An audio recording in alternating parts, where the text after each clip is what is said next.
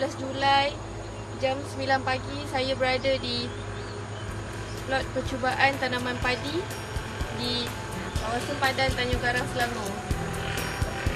Plot ini adalah dengan kerjasama Jabatan Pertanian Kuala Selangor dan juga Tuan Tanah Encik Salim.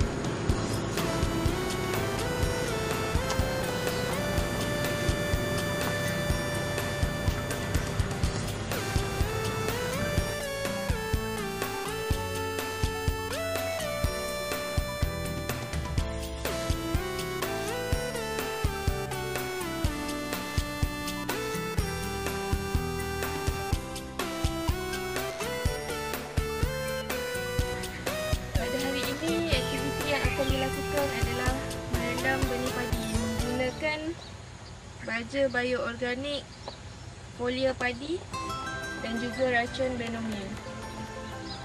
Padi akan direndam selama 10 hingga 12 jam.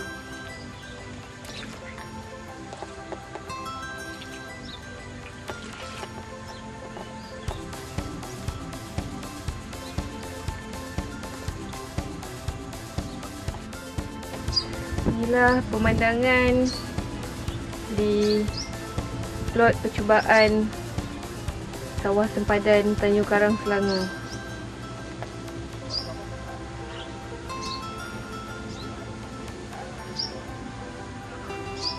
Kenalkan, ini Encik Salim, Tuan Tanah di plot percubaan ni. So Encik Salim, apa khabar hari ni? Apa aktiviti selepas merendam benih padi hari ni ya? Pada pagi membaca organik kan. Selepas baca organik, lepas tu baru kita menabur benih. Bila? Okay. Bila agaknya?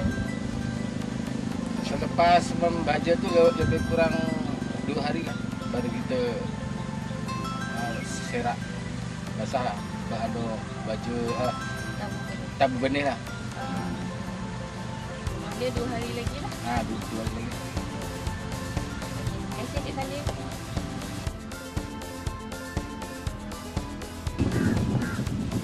Kacau datang? Boleh? Ya, tadi.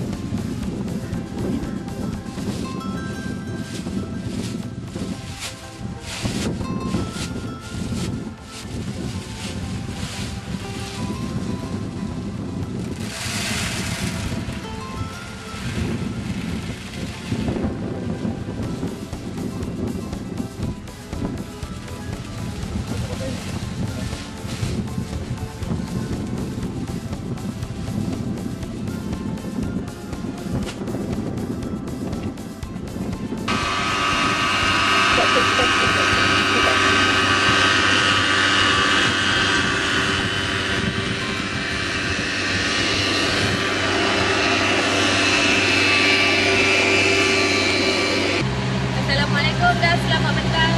Sekarang tibalah masa untuk aktiviti membajak halus. Bajak terakhir sebelum menabur benih.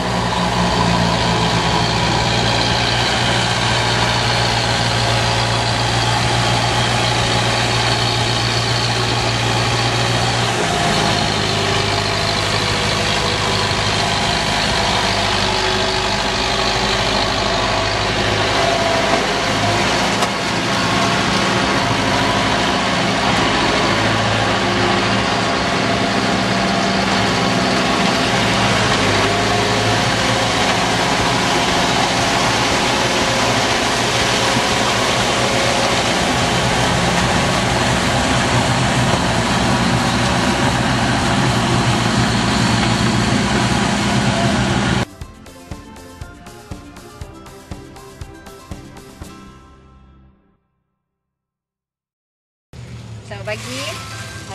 Aktiviti hari ini adalah untuk menabur benih di petak sawah percubaan ni. Ini Dr. Aziz, technical advisor kami, dan juga Encik Salim sedang memasukkan benih padi dalam blower untuk disemburkan di petak sawah ni.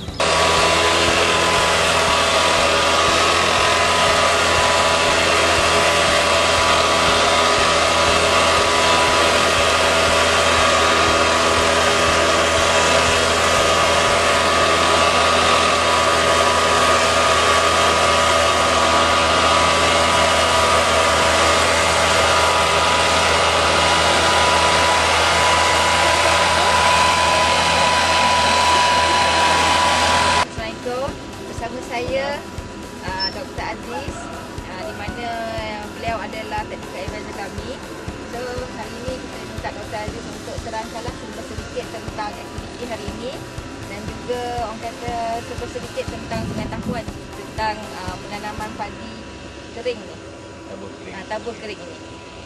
Silakan Doktor. Okey, Assalamualaikum. Ni apa nama plot test yang kita buat pada hari ini adalah cara tabur kering. Tabur kering ni maknanya benih tu kita tabur di tanah yang kering. Yang keduanya dalam tabur basah ni kita tabur dalam air. Jadi plot test yang kita buat ni adalah luas lebih kurang 1 hektar. 1 hektar yang menggunakan baja pulih tanah yang kita panggil baja jenama tonmai sebagai baja asalnya, sebagai baja wajib. Kemudiannya kita akan menggunakan kemudian nanti adalah baja foliar untuk apa nama pengisian dan pertumbuhan yang lebih baik untuk pokok padi, daun-daun padi. Jadi yang kita lihat pada hari ini telah benih direndam dalam masa 24 jam. So pada hari ini kita sedang menabur benih. Kalau lihat di sana tu tuan punya apa nama letak sawah ni Cik Halim sedang menabur benih yang telah direndam selama 24 jam. Jadi selepas kita rendam dan tabur benih ni dalam mengambil masa lebih kurang dalam 10 hari, jadi baru kita masukkan air. Kemudian bila dah masuk air, kita ada pakej pembajaan yang lengkap. Hari berapa, campuran di antara baja organik dengan baja kimia.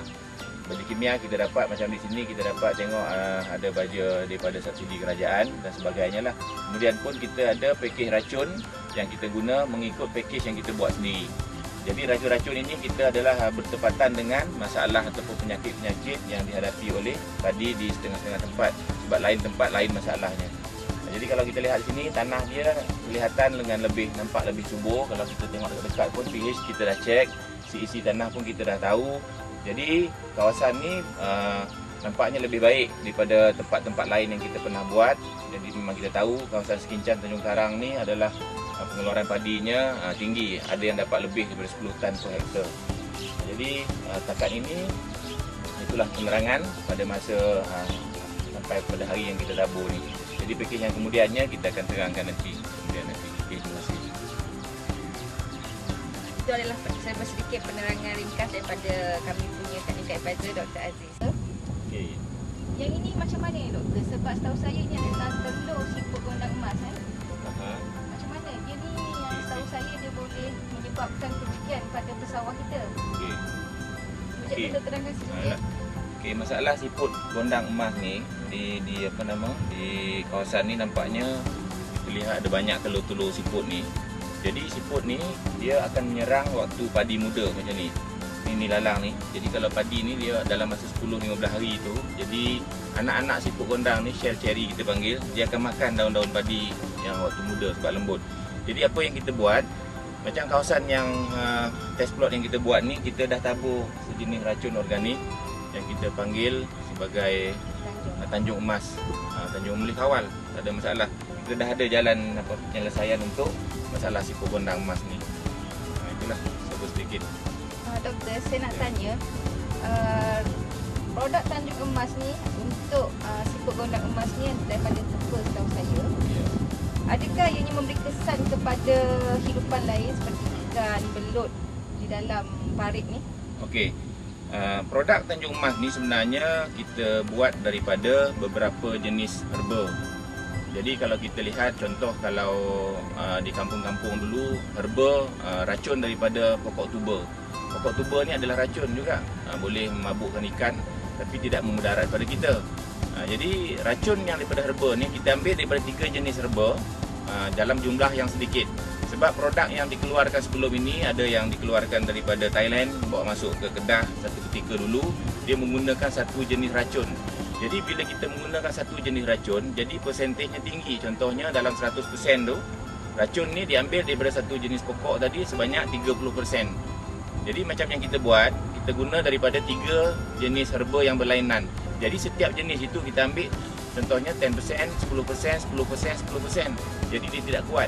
Jadi tidak ada kesan sampingan kepada ternakan, kepada pokok dan manusia pun. Cuma dia akan membunuh siput-siput ini, dia lebih kepada siput sebabnya dia akan memberi kesan kepada urination. Jadi air daripada siput ni akan keluar. Jadi contohnya satu produk dulu tu, jadi dia ni memecahkan sel-sel darah siput. Itu yang racun yang kuat tadi tu. Jadi yang kita punya ni tidak, ikan pun tak mati. Kalau kita terlebih sedikit pun mungkin anak ikan tu apa inilah. Jadi kita boleh kawal mengikut sukatan yang sepatutnya lah, bergantung kepada keadaan dan kedalaman air. Jadi produk Tanjung Emas ni tidak ada kesan sampingan kepada manusia, kepada ternakan, kepada tumbuhan dan ikan dan sahabat ladang pun tidak. Terima kasih doktor memberi penjelasan tentang produk dan juga masalah siput gondang emas ni. Okey.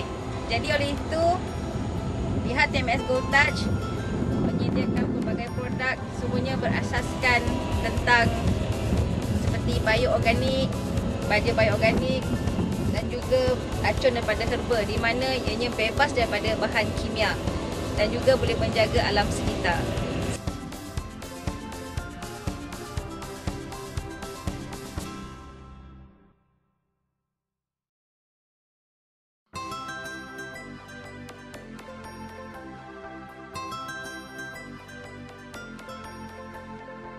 Selepas Cik Salim menabur benih di petak ni, apa lagi aktiviti seterusnya?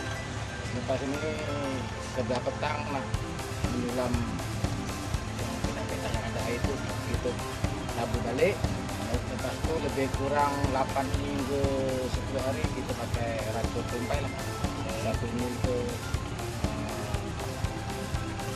runcai,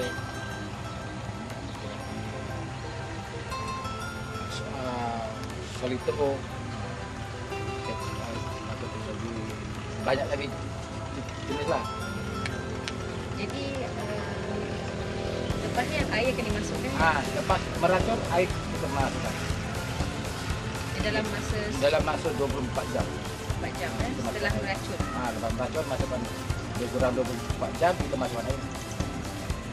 Jadi yang masa lebih kurang dalam seminggu lah Seminggu lah. Lepas ini seminggu lah. Jadi selepas aktiviti masuk air, maknanya kita biarkan saja begitu ke? Lebih kurang seminggu ke apa, baru kita bagi. Baru bagi balik Tunggulah sampai tak selewat. Jadi macam mana Cik Salim tengok keadaan tanah sekarang? Keadaan okey. Tanah cantik Alhamdulillah. Jadi terima kasih banyak Cik Salim.